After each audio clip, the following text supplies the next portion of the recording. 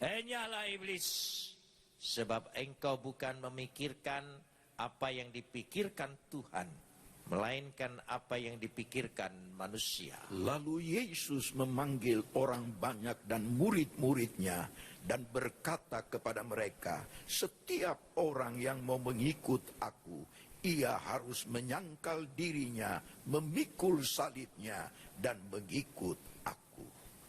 Karena siapa yang mau menyelamatkan nyawanya, ia akan kehilangan nyawanya.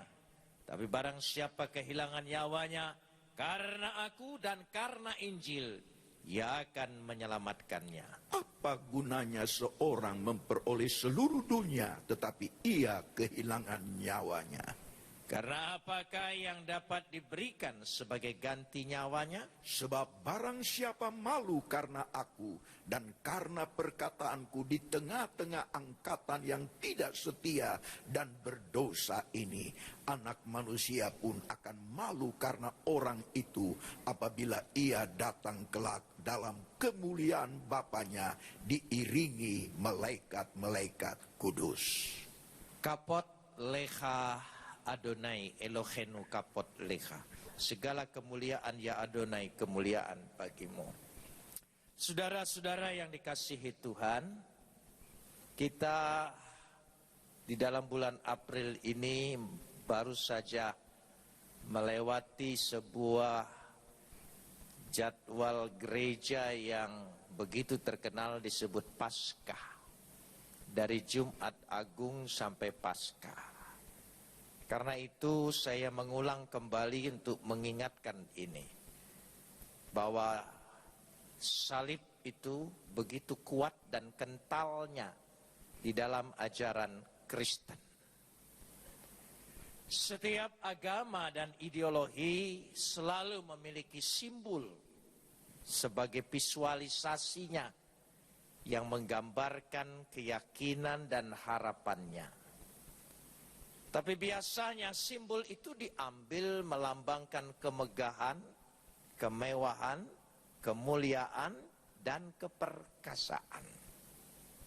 Jarang sekali simbol itu mengambil tanda-tanda kekalahan, penderitaan, kesusahan, bahkan sampai tanda yang sial, apalagi tidak mungkin ada orang mau mengambil simbolnya seperti itu. Tetapi kekristenan agak berbeda. Justru orang Kristen mengambil tanda yang mulanya dianggap orang sial, dianggap terkutuklah yang tergantung di kayu salib. Kenapa demikian orang Kristen berbeda dari sejak awal? Tanda yang dimilikinya seperti itu. Sementara orang lain meninggalkan tanda-tanda yang jelek. Angka 4 saja tidak disukai orang, angka 13 tidak disukai orang, bahkan angka 666 juga orang tidak suka. Selalu meninggalkan tanda-tanda yang jelek. Tapi orang Kristen begitu yakin dari sejak awal, boleh dikatakan sangat keras kepala, justru menonjolkan salib. Kenapa demikian? Karena disitulah rahasianya akan kekuatan kekristenan sampai hari ini. Dan kalau kita lihat bersama di sini, bahwa orang Kristen itu kenapa begitu yakin dengan salibnya? Karena peristiwa salib itulah adalah awal titik tolak daripada kemenangan yang dilakukan karya Tuhan dalam kehidupan manusia. Saudara, sebagai gambaran sedikit, orang Yahudi dari sejak awal, Mesias itu dilambangkan dengan istilah anak manusia. Dan anak manusia itu artinya itu adalah Mesias. Dan Mesias dari sejak awal perjanjian lama dilambangkan dengan dua tokoh.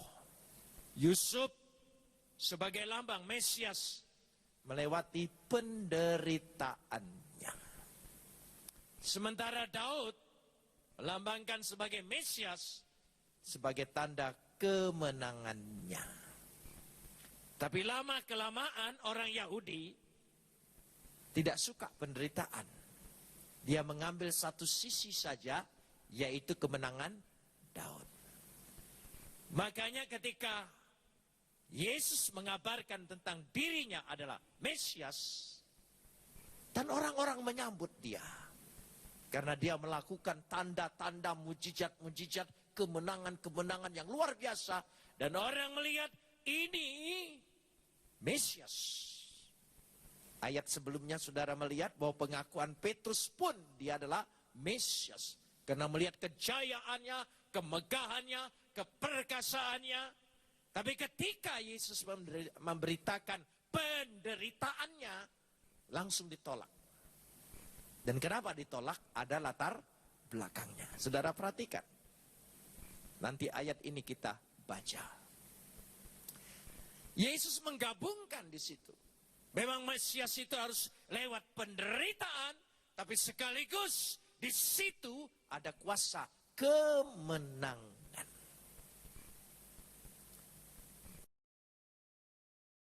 Tentang salib ini, dan begitu bandel dan keras kepalanya orang Kristen di awal-awal, sehingga salib itu menjadi sebuah tanda. Dan tanda bukan hanya sebagai lambang keagamaannya, tapi sekaligus menunjukkan dirinya Kristen. Dan mereka selalu memakai tanda salib, baik di dahi seseorang, baik membuat tanda bagi orang sesama orang Kristen. Itu asal mulanya tanda salib yang dilakukan oleh gereja-gereja awal, dan sekarang diteruskan oleh gereja Katolik dan gereja Ortodok. Dan itu ada sejarahnya. Bapak gereja Tertullianus pada abad kedua mencatat dengan jelas. Dan kenapa tanda salib itu dibuat? Untuk menunjukkan identitas dirinya adalah orang Kristen, meneladani Kristus, menerima penderitaan Kristus, dan lewat penderitaan Kristus aku beroleh kemenangan. Dan semula tanda salib itu selalu dibuat bukan begini, seperti sekarang tradisi dilanjutkan, tapi selalu di dahi orang dibuat tanda salib. Anak Kristen yang baru lahir dibuat tanda salib.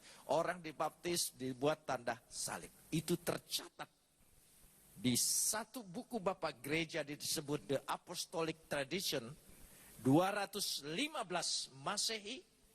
Ditulis di situ oleh Hippolytus, menyatakan bahwa tanda ini berlaku baik pada upacara-upacara pentabisan, calon-calon atau kandidat-kandidat hamba Tuhan, uskup dan selanjutnya, untuk menunjukkan bahwa salib adalah ajaran Kristen, bahwa inti kemenangan. Dan ketika mereka menandai salib di dahi seseorang, mereka berkata, teladanilah Kristus penderitaannya, terimalah karya penderitaannya. Dan lewat itu, engkau dibebaskan, diberi kemenangan, dan kemerdekaan. Amin. Itulah salib. Saya tidak akan berbicara itu.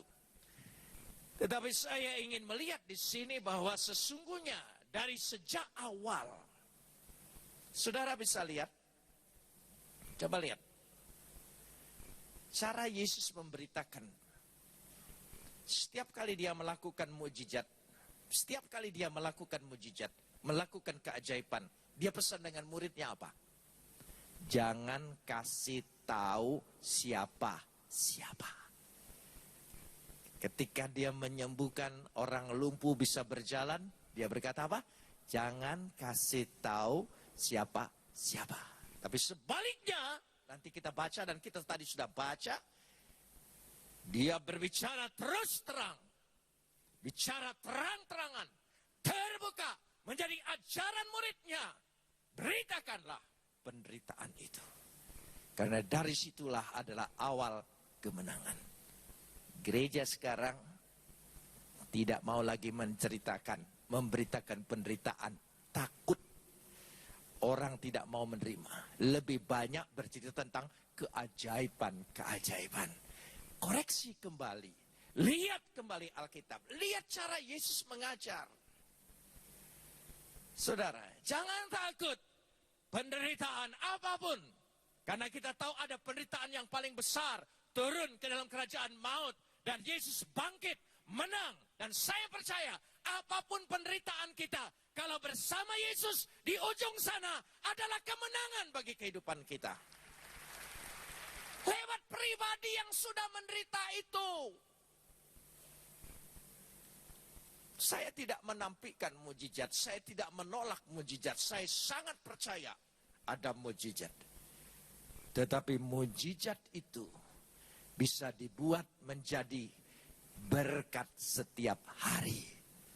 Amin. Mujizat setiap hari? Tidak mungkin. Yang namanya mujizat itu berarti sesuatu yang sangat istimewa yang tidak bisa kita nikmati tiap hari. Dan mujizat itu bisa dinikmati tiap hari menjadi berkat setiap hari sama besarnya dengan mujizat lewat salib penderitaan Yesus Kristus. Amin. Karena di situ letaknya. Saudara mau mujizat, saya sangat percaya. Kita juga sangat mau percaya, mau menerima mujizat. Tapi percaya, tidak semua orang menerima dan tidak setiap hari kita bakal terima. Tapi kalau mujizat diubah lewat penderitaan Yesus, itu menjadi berkat setiap hari, berkat setiap saat, berkat bagi setiap orang tanpa kecuali, mana kita terima? Berkat penderitaan salib Yesus itulah yang sanggup menopang kita, menolong kita, dan memberi kita kemenangan. Amin, saudara. Kita ini memang kadang-kadang, nah akhirnya gereja secara tradisi, sehingga maknanya hilang. Sebetulnya membuat tanda salib itu untuk mengingat bahwa ini penderitaan Kristus yang membebaskan kita, yang memberikan kita kemenangan, supaya dilihat orang lain, aku adalah pengikut Kristus.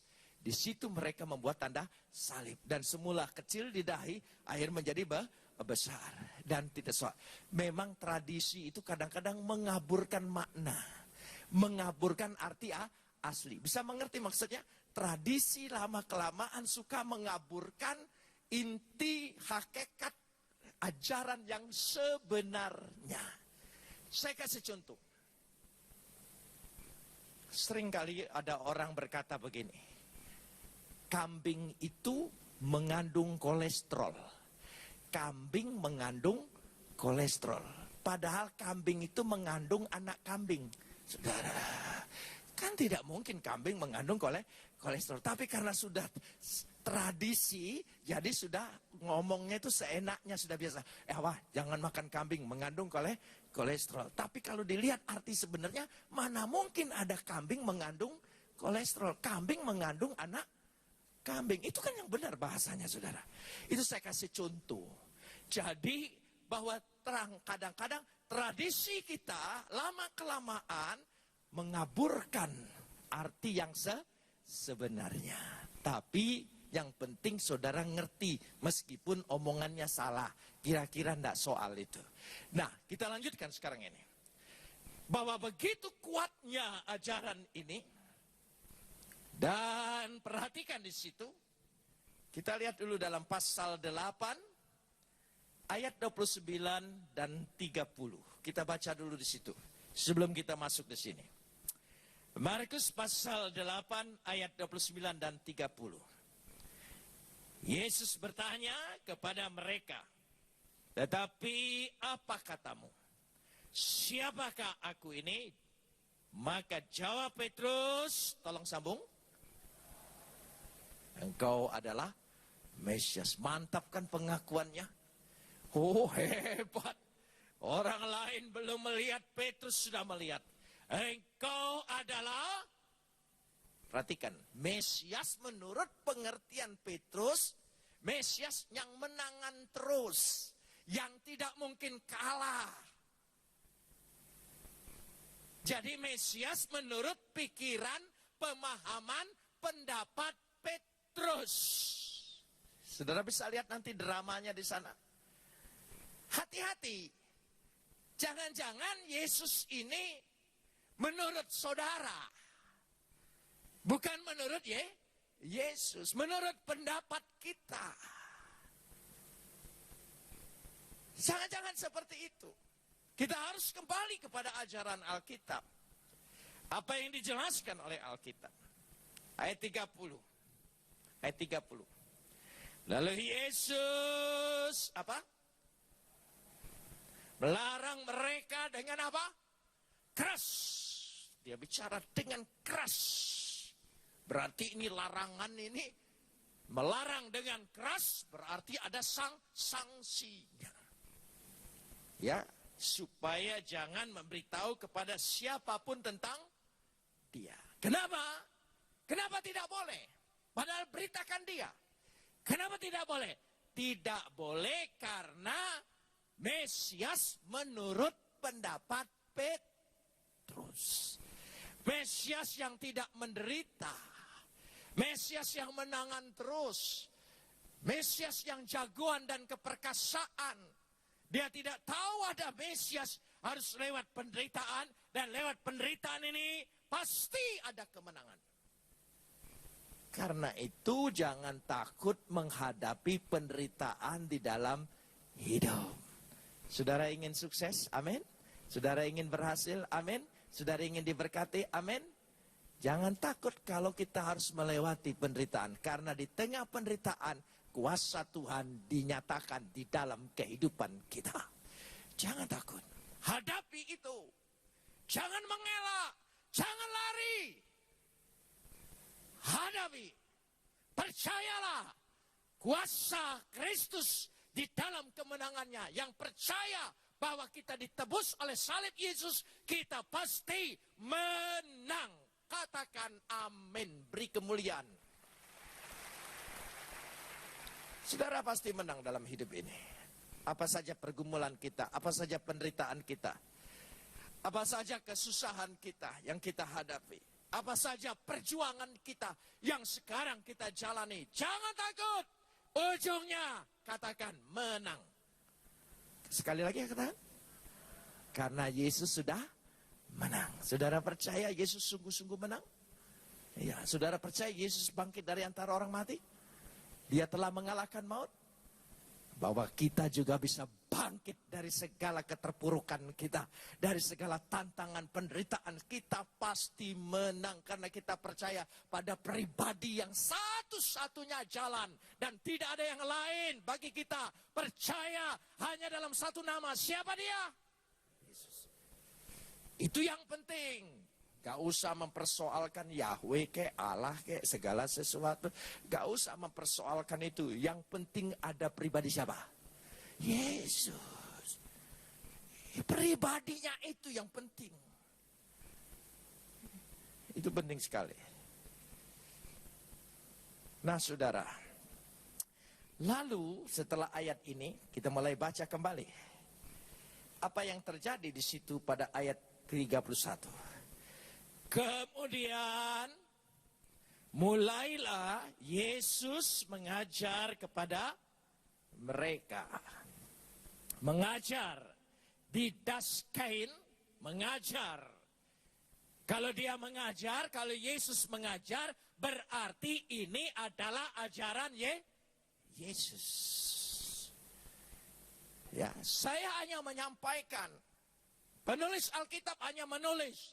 Tapi yang mengajar itu adalah Yesus. Dan ajaran Yesus itu. Dia mengajar. Didaskain. Kata didaskain menjadi kata didaktik. Pendidikan. Mendidik. Tentang anak manusia. Mari kita lihat di situ. Perlahan-lahan kita baca ayat 31. Bahwa anak manusia, Mesias, harus, tolong sambung, menanggung apa? Coba perhatikan kata-kata. Harus. Kalau harus itu tidak ada jalan lain. Tidak ada jalan lain. Harus. Harus. Saudara mengerti harus bahasa Indonesia? Tidak ada pilihan lain. Harus, tolong sambung. Menanggung apa? Sekali lagi. Apa? Saudara ngerti arti banyak? Bukan 1, 2, berarti apa? Banyak. Jangan khawatir. Apapun penderitaanmu, semua tidak terkecuali sudah ditanggung oleh Yesus. Amin, saudara. Coba perhatikan kalimatnya. Saya kalau nanti ulang lagi bahasa Yunaninya itu lebih mantap lagi. Ya, dikatakan bahwa semuanya.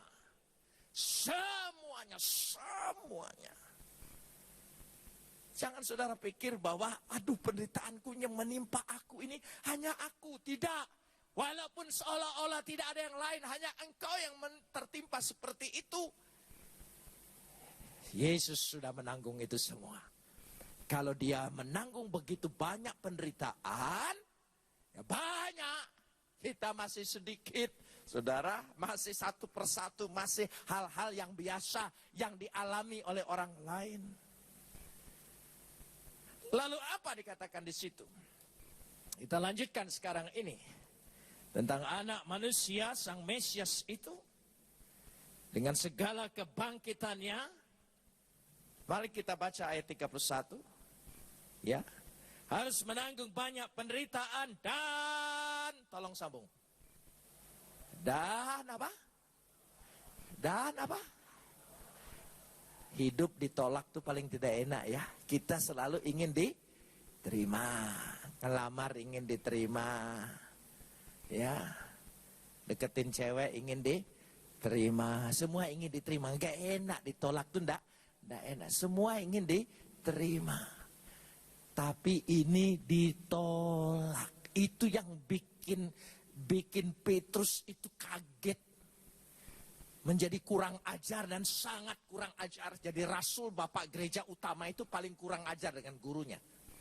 Tapi jangan takut, yang paling kurang ajar dengan gurunya dia akan jadi jagoan. Saudara ya, itu memang orang yang agak sedikit aneh itu pasti jadi pemimpin, saudara. Ya kalau yang biasa-biasa itu rakyat terus, saudara. Jadi coba sedikit aneh lah dari yang lain, saudara ya. Ya tapi aneh bukan gila, saudara. Aneh orang lain belum berpikir seperti itu, dia sudah berpikir seperti itu. Itu namanya aneh, saudara. Gitu. Orang yang aneh itu selalu jadi pionir. Orang yang aneh itu selalu jadi penemu. Orang yang aneh itu selalu jadi teladan di kemudian hari. Itu orang yang aneh. Kalau orang yang biasa-biasa, nggak dicari orang, sudah biasa. Tapi jangan takut ditolak. Jangan takut ditolak. Risiko pertama. Ya, melamar ditolak, melamar kerjaan ditolak, banyak ditolak. Saya pernah melayani pemuda di gereja saya, counseling. Ya, sekarang sudah tidak ada waktu lagi karena begitu banyak pelayanan. Pemuda saya ini dia bilang begini, Pak, saya ini diminta doain supaya dapat pekerjaan. Saya doain. Doa. Sudah 6 bulan, dia datang lagi, Pak, tolong doain lebih kenceng, Pak. Kenapa saya bilang? Lamaran saya ditolak. Di mana-mana enggak diterima. Sampai hampir lecet ijazah saya itu difotokopi terus katanya. Ya, tapi enggak diterima terus. Akhirnya saya hanya kenalan dengan tukang fotokopinya, dia bilang. Karena saking terus di sana. Ya sudah, saya bilang. Masa sih dari sekian itu tidak ada pekerjaan yang ditawarkan kepadamu? Lalu dia mikir, enggak ada sih. Coba pikir-pikir. Ada. Ada sih Pak, tapi tidak sesuai dengan ijazah. Tidak sesuai dengan ijazah. Apa tawarannya? Masa saya hanya ditawarin nganter koran? Tuh coba ambil. Ya sudah. Daripada tidak ada, ambil dulu itu. Sebab pekerjaan yang akan diidam-idamkan itu selalu lewat batu loncatan. Jangan lupa, harus percayalah itu hanya batu loncatan. Warung batu loncatan. Segala sesuatu yang kecil itu batu loncatan. Percaya, saudara akan melompat mendapat yang lebih besar. Katakan amin, beri kemuliaan bagi dia. Itu orang yang beriman. Jangan tolak perkara yang kecil. Tidak apa-apa penjaga toko. Siapa tahu saudara kawin dengan yang punya toko. Gitu, kira-kira seperti itu. Kira-kira setahun setelah itu akhirnya dia hanya mengantar koran. Satu saat dia datang ke saya bersyukur. Sekarang saya kerja di Pertamina, Pak. Saya tanya, kenapa bisa ke Pertamina ada lowongan? Bukan, Pak. Saya nganter koran. Nggak taunya nganter koran ke direktur Pertamina. Karena dia nganter tiap hari. Tiap pagi. Satu saat papasan dengan yang punya rumah. Karena lihat yang tuannya ini, dia bilang, kamu nganter subuh sekali, pagi sekali. Ya, saya senang sekali. Sebelum saya buat bangun tidur koranku sudah ada. Bangun tidur koranku sudah ada. Siapa namamu? Dia sebutkan. Kalau begitu begini, mau kerja Anda? Ya. Nanti ya, datang ke kantor saya, Jalan Perwira nomor 7, kantor Pertamina. Kantor Pertamina Pusat. Dia kaget sekali. Karena dia menghadap direktur utama Pertamina. Dan diterima staf. Sekarang posisinya sesuai dengan ijazahnya. Luar biasa. Batu loncatan. Dari pengantar koran. Sekarang dia ada di luar negeri. Mewakili Pertamina. Luar biasa. Mudah-mudahan tidak korupsi. Iya. Ya, karena perpuluhannya cukup banyak begitu. Tapi kadang-kadang saya suka khawatir yang banyak ini apa, halal atau haram, benar saudara. Ya itu, kalau yang kecil pasti yang sah gitu. Kira-kira begitu saudara ya. Ya, bukan mengkritik yang banyak, bukan. Kadang-kadang suka mikir sendiri, zaman begini sebegitu banyak dari mana sih kira-kira. Ini pikiran saya, bukan pikiran Anda. Gitu. Oh iya. Kalau saya itu ada beban batin, kalau terima banyak-banyak harus lihat dulu ini halal atau haram itu. Itu. Kalau ini yang penting banyak, tidak peduli haram dari mana aja. Ya. Nah saudara, dari situlah. Lalu kita lanjutkan sekarang ini. Masih ayat 31. Ayat 31. Ya, ditolak oleh tua-tua, imam-imam kepala, ahli-ahli Taurat. Lalu dibunuh. Sudah ditolak, dibunuh. Petrus itu tidak lihat lanjutannya. Dan bangkit sesudah 3, dia tidak lihat bangkitnya. Dia lihat ditolaknya, penderitaannya, dibunuhnya. Orang kalau sudah lihat penderitaan di depan mata, dia lupa bahwa di luar matanya, dengan mata iman, dia bisa melihat ada kemenangan, ada kebangkitan, ada pemulihan. Katakan amin. Matamu bagaimana bisa melihat? Karena terlalu banyak menangis. Jadi buram, saudara. Petrus lupa ayat 31 itu bangkit, bangkit, bangkit. Kristus anesti. Alitos anesti. Kristus bangkit. Benar. Alitos, alitos. Dia benar-benar bangkit. Amin. Dia menang. Dan kita pengikut orang yang menang. Kita pasti menang. Kalau Kristus anesti, maka dia alitos anesti. Kristus anesti. Kristus sudah bangkit. Kristus anesti. Coba ucapkan. Dia, Yesus sudah Kristus sudah bangkit. Jawabnya aletos, aletos, aletos anesti. Coba. Nah, saya sebut sekarang ini Kristus anesti, Anda jawab apa? Aletos anesti. Kristus anesti. Kurang banyak. Baru satu bapak itu pintar bahasa Yunani. Ya, Kristus anesti. Amin. Amin, saudara. Dia sudah bangkit. Apapun yang kau hadapi, air matamu boleh menutupi matamu, membuat engkau menderita, muram dan tertunduk. Tapi mata imanmu, lihat ayat ujungnya, bangkit. Itu yang tidak dilihat oleh Bapak Petrus, saudara. Bapak Petrus saking sudah mendengar, saking sudah takutnya dulu dengan kesengsaraan, saking takutnya dengan kata bunuh mati, saking takutnya sehingga lupa melihat ada kemenangan di ujungnya. Amin, saudara. Itu baru ayat 31. Perhatikan orang yang sudah panik karena kata penderitaan, ayat 32. Ayat 32. Kita lihat di sini.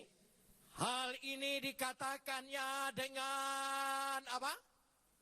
Terus terang. Hal ini dikatakannya dengan terus terang. Kata terus terang memakai kata paresia.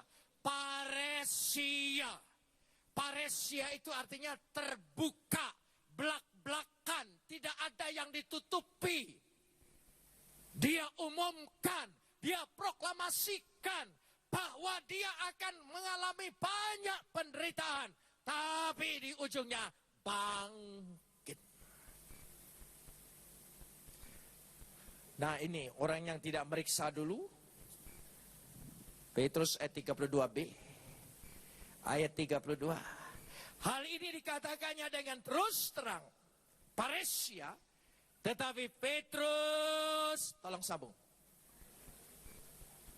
Dan menegur dia. Petrus menarik Yesus ke samping, mulai menegur dia. Tolong sambung. Ya, menegur dia. Ya, dikatakan di situ menegur dia, ya, dikatakan menarik Yesus ke samping, mulai menegur dia. Di dalam bahasa Yunaninya ada kata tambahan yang oleh lembaga Alkitab lupa barangkali atau kelewat, tetapi Petrus menarik Yesus ke samping dan mulai menegur dia dengan keras. Yesus ajar dengan keras, Petrus menegur dia dengan keras. Coba main drama sedikit. Tarik ke sampingnya. Walaupun khotbahku suka menyinggung orang yang tersinggung, tapi belum pernah ada yang berani yang menarik saya, saudara. Tapi ini Petrus, waduh, dia tarik. Siapa tahu Pak Kris menarik saya nanti. Dia tarik dengan keras. Coba saudara, menarik dengan keras, menegur dia. Yesus sedang mencari, dia tarik. Bukan gaya Jawa, bukan saudara. Permisi, stop. Nah, menegur Yesus dengan keras, menarik ke samping.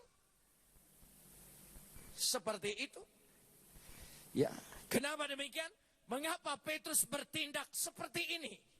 Padahal Petrus pada ayat 29 baru saja mengakui dia adalah Mesias. Perhatikan ayat 29.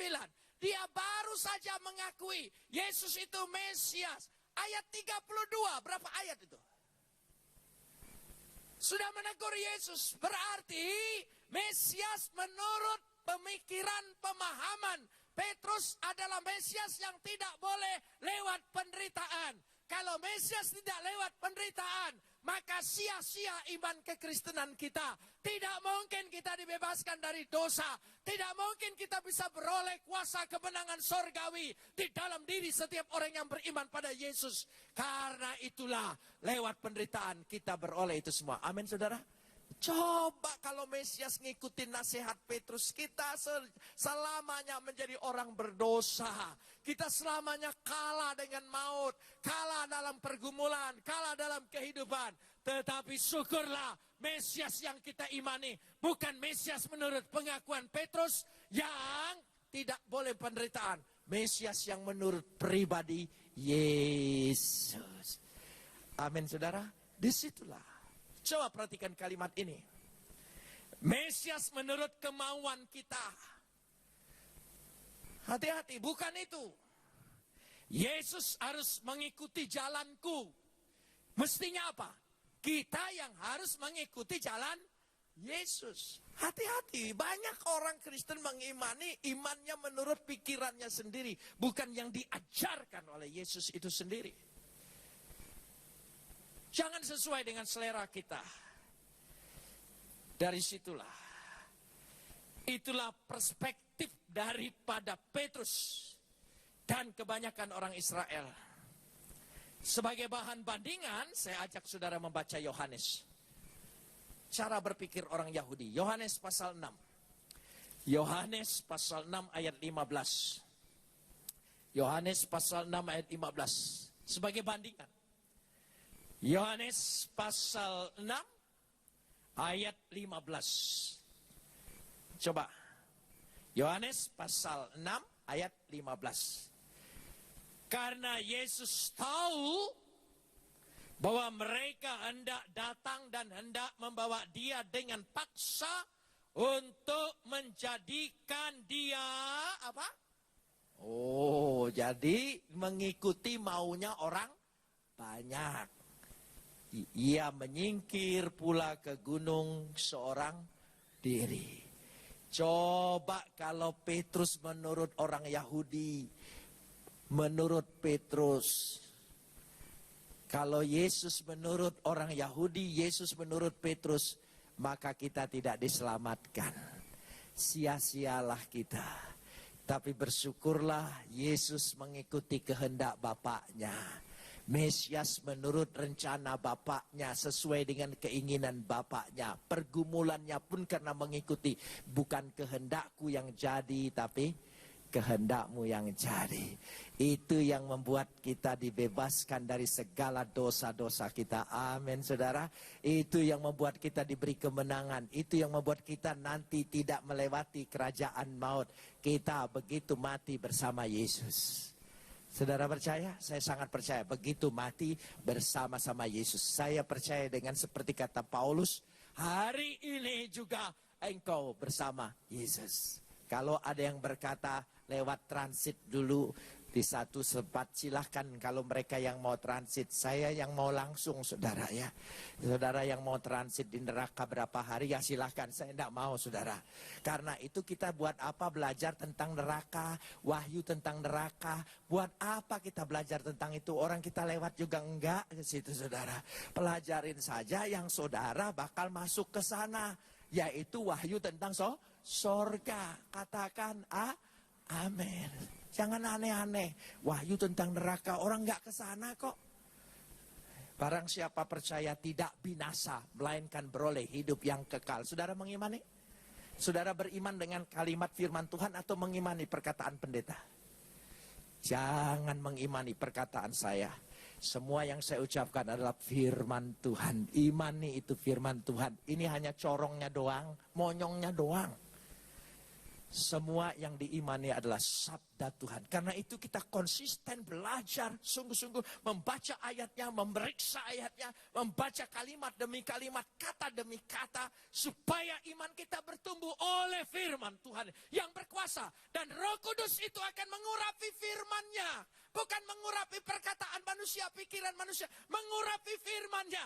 Karena itu, firman itu dibaca terus terang dan dilihat dengan teliti dan baik-baik. Saya percaya Roh Kudus mengurapi itu. Menjadikan di dalam kehidupanmu pegangan dan kekuatan. Katakan amin. Itu yang penting.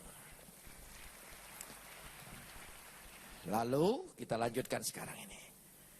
Ayat 33. Maka berpalinglah Yesus sambil memandang murid-muridnya. Setelah diseret oleh Petrus, kalau di gereja saya enak tuh panggil orang langsung praktekkan.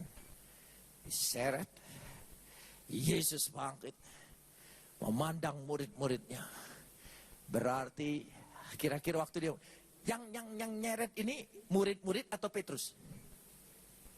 Petrus kan? Petrus kan?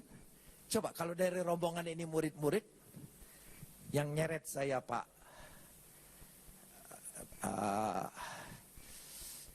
Kris, saya jadi Yesusnya, Pak Kris jadi Petrusnya. Tiba-tiba saya bukan marahin Pak Kris, saya memandang dulu. Artinya apa? Kamu semua pikirannya sama ya dengan dia. Karena berpikir tidak boleh penderitaan. Selalu yang heboh-heboh, yang menang-menang saja. Percayalah, realita hidup ini selalu ada pergumulan dan persoalan. Semua itu pasti jalanin, semuanya saja. Mau apa saja pasti ada kesusahannya sendiri-sendiri. Setiap orang itu ada salibnya sendiri-sendiri. Semuanya mengalami perkara seperti itu. Jangan takut, jangan mengeluh. Percayalah, mengimani, aku pasti menang. Karena yang kuikuti adalah pemenang. Amin, saudara. Loh iya. Itu yang penting. Dari situlah Yesus, perhatikan di sini ayat 3. Ia memarahi Petrus, katanya, tolong sambung. Hanyalah iblis. Waduh. Petrus betul-betul jadi iblis. Hanyalah iblis. Sebab engkau bukan memikirkan apa yang dipikirkan Tuhan, melainkan apa? Waduh, bagus sekali dikatakan situ. Hoti o pronesto tatoteo alataton antrofon. Engkau tidak memikirkan toteo yang dipikirkan oleh Tuhan, teos Tuhan. Antrofon, engkau hanya memikirkan kedaginganmu. Daging. Kenikmatanmu, kesenanganmu. Engkau tidak melihat apa yang direncanakan Tuhan. Semua kita ini ada dalam rencana Tuhan. Amin. Dimanapun kita berada, sekecil apapun keluarga kita, terlahir sebagai apa, semua kita ada di dalam rencana Tuhan. Amin. Dan saya percaya rencana Tuhan itu indah dan besar, baik bagi kita. Amin. Rencana Tuhan selalu berkemenangan. Ya, kita ada. Karena itu jangan dipikirkan oleh manusia. Maksudnya jangan hanya karena antropon, keinginan manusia, kenikmatan manusia. Maunya kita begitu buka usaha, untung terus terbuka, semua hebat semua. Karena engkau melihat orang yang berhasil, warungnya yang laris, segala yang laris, engkau lihat itu. Waktu dia buka pertamanya, kita nggak lihat. Penderitaannya kita tidak lihat, yang dijalaninya kita tidak lihat. Semuanya kita lihat berhasilnya, itu yang merangsang kita. Padahal kita harus belajar. Manusia itu selalu ada kegagalan. Manusia itu begini, hidup itu ada sisi terang, ada sisi gelap. Setiap riwayat manusia ada terang, ada gelap. Tidak ada manusia bebas semua hidupnya terang. Pasti ada sisi gelapnya. Kenapa? Karena manusia hidup di siang dan malam. Jadi ada terang, ada gelap. Wajarlah kalau hidup pengalaman manusia itu ada perjalanan yang baik, ada perjalanan yang tidak baik. Ada perjalanan yang terang, ada perjalanan yang gelap. Gak apa-apa. Yang terang kita teladani, yang gelapnya kita jadi pelajaran bagi kita. Supaya kita tidak mengikuti perkara yang sama. Amin. Dari situ. Karenanya dikatakan dengan jelas. Sebab engkau bukan memikirkan apa yang dipikirkan oleh Tuhan, tapi dipikirkan oleh manusia. Perhatikan ayat 34. Lalu Yesus memanggil orang banyak dan murid-muridnya dan berkata kepada mereka, setiap orang yang mau mengikuti aku, tolong sambung. Ia harus apa? Ia harus apa? harus ya menyangkal dirinya, memikul salibnya, dan mengikuti aku. Amin, saudara. Nah, yang kurang di kita apa? Jujur.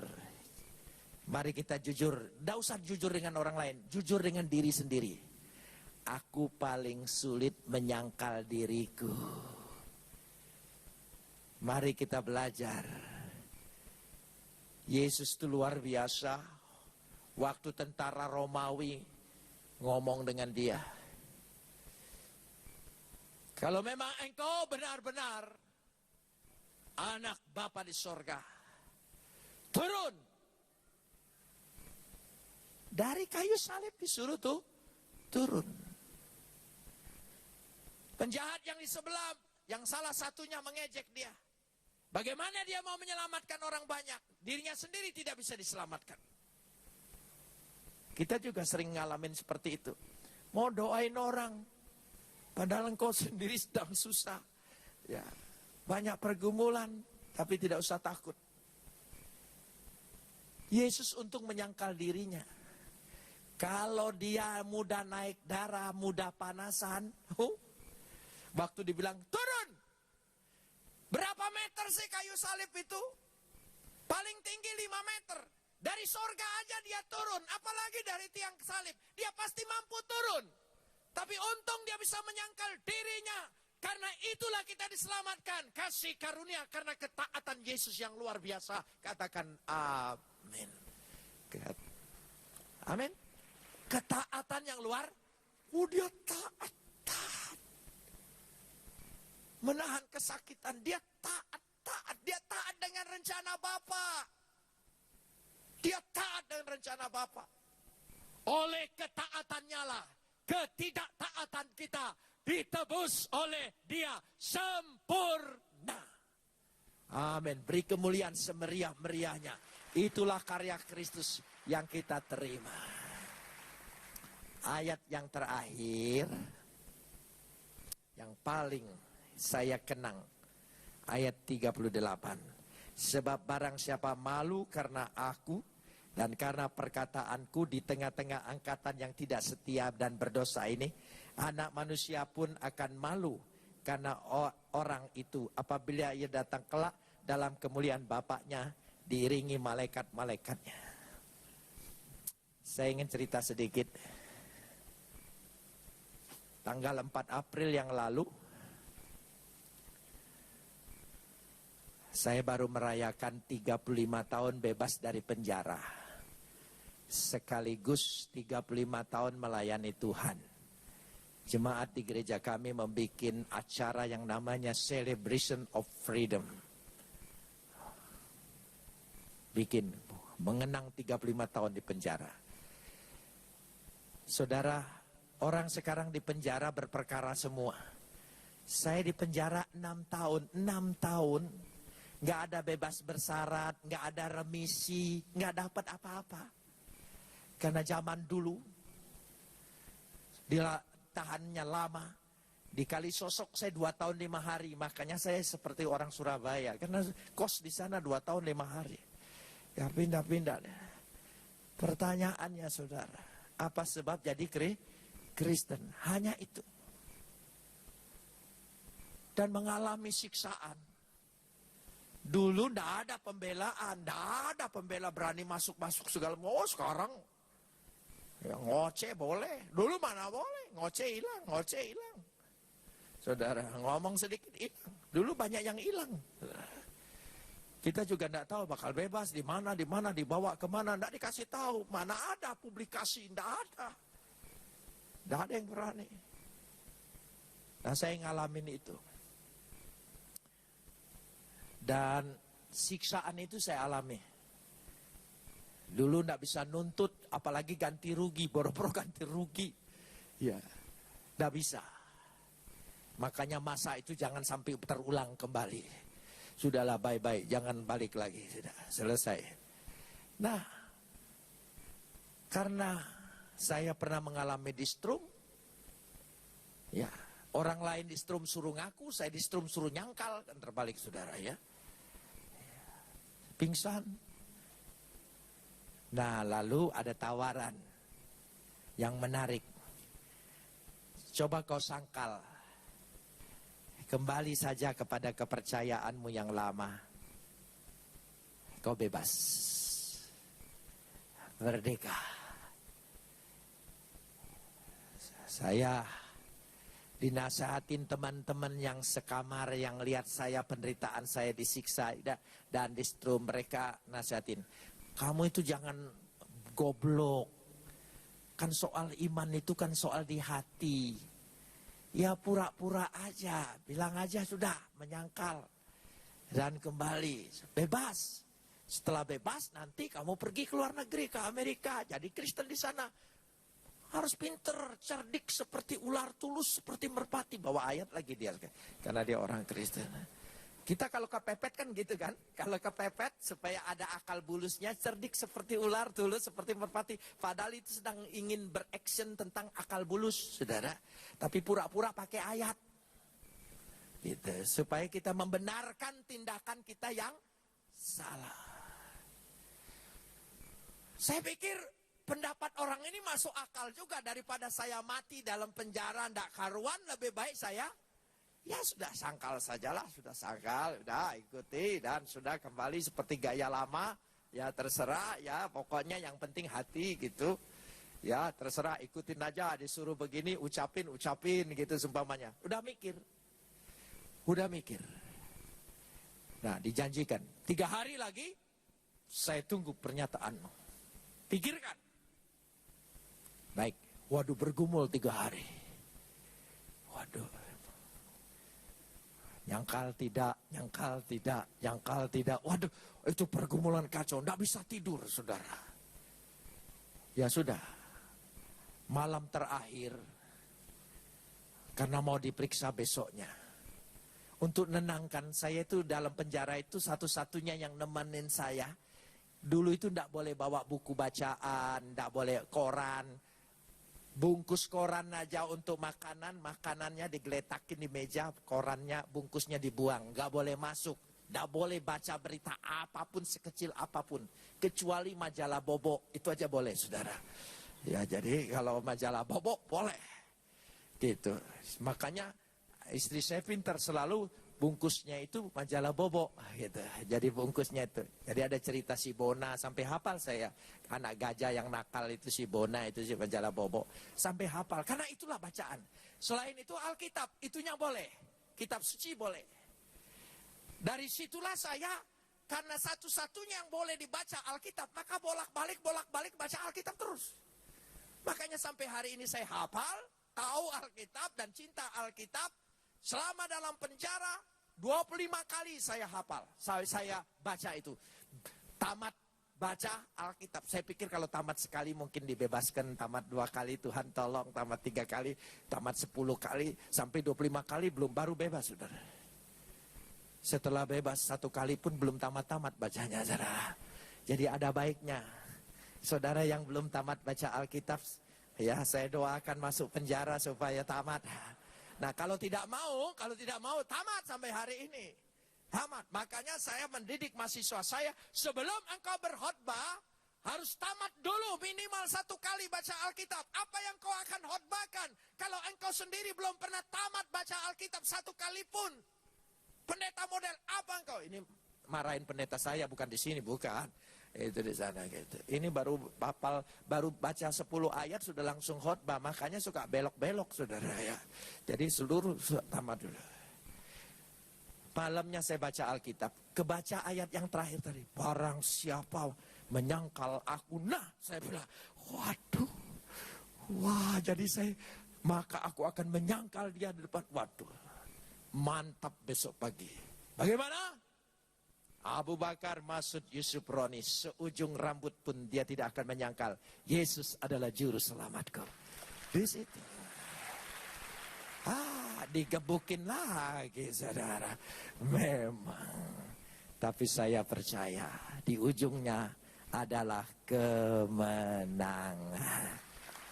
Amin. Saya sudah pernah saksikan, saya ingin ingatkan lagi. Waktu saya di strum berulang-ulang. menyiksa saya, menyakitkan saya. Sebelum di-strum saya pernah kena penyakit rematik. Setelah di-strum sembuh total sampai hari ini, saudara. Iya. Saya tidak tahu ilmu kedokteran model apa rematik bisa sembuh oleh strum. Saya tidak tanggung jawab kalau saudara nyetrum sendiri, di luar tanggung jawab saya, saudara. Nah, waktu mereka menyetrum saya, niat mereka jahat dan jelek. Tapi di tangan Tuhan bisa menjadi kebaikan bagi diri kita. Amin, saudara. Karena itu jangan takut dengan niat orang lain sejahat apapun terhadap hidupmu. Bergantung dan percaya dalam nama Yesus. Yesus bisa membalikkan semua yang niat jahat itu menjadi berkat di dalam kehidupan kita. Mari kita berdoa.